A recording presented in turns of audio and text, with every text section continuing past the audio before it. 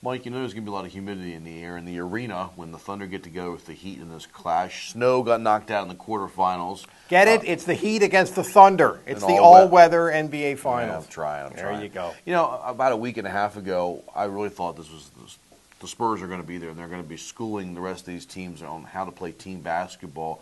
They're up 2-0 against the Thunder, and then, the Thunder, they're young, they're an athletic group, and Scotty Brooks and that coaching staff figured out a way to, get the right matchups out there. It was great. They did make good adjustments within the series, and although at the after Game 2, it felt like, okay, Oklahoma City's young and they're a year away. Yeah, well, exactly. They arrived much faster than that, and they very, very legitimately are there, and I'm really looking forward to this. I think it starts tonight.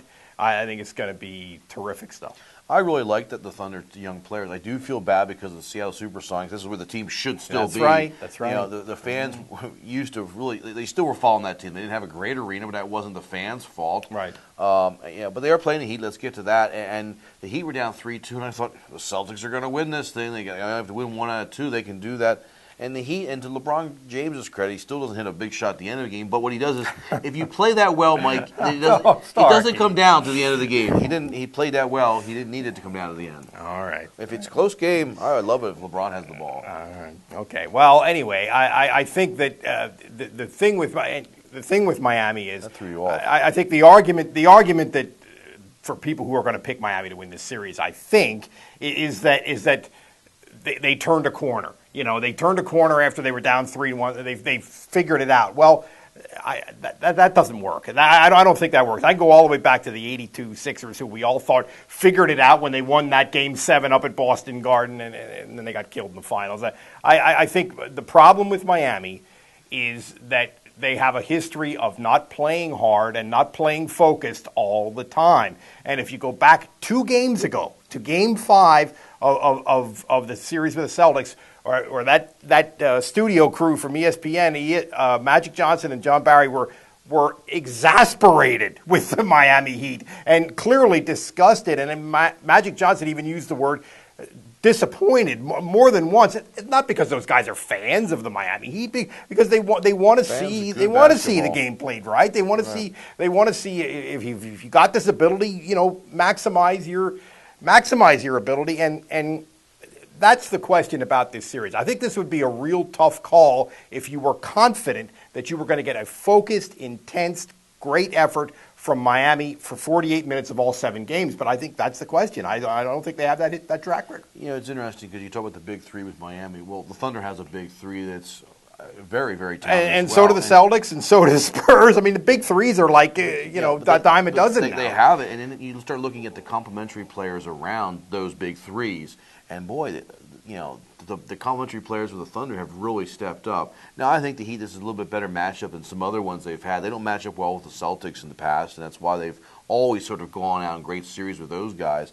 It's going to be a great series, I think, and I think it comes down to the role players on both sides and which team has the role and coaching.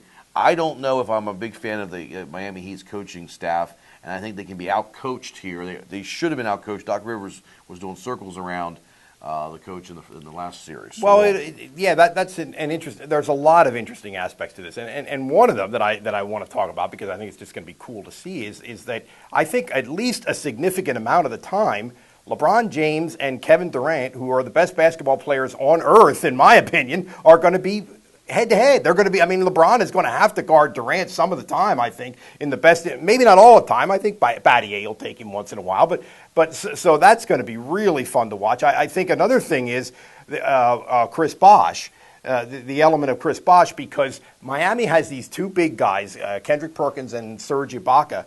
Not Miami. Oklahoma City has these 2 big who are very good defenders of the rim, very good like off-the-ball shot blockers, but when they have to come out to the perimeter and cover space and move their feet around, which we saw against San Antonio, they can be victimized a little bit. So Chris Bosh, I think, will force them to at least pay attention to moving out from the basket defensively, and that's going to be a really interesting element of this.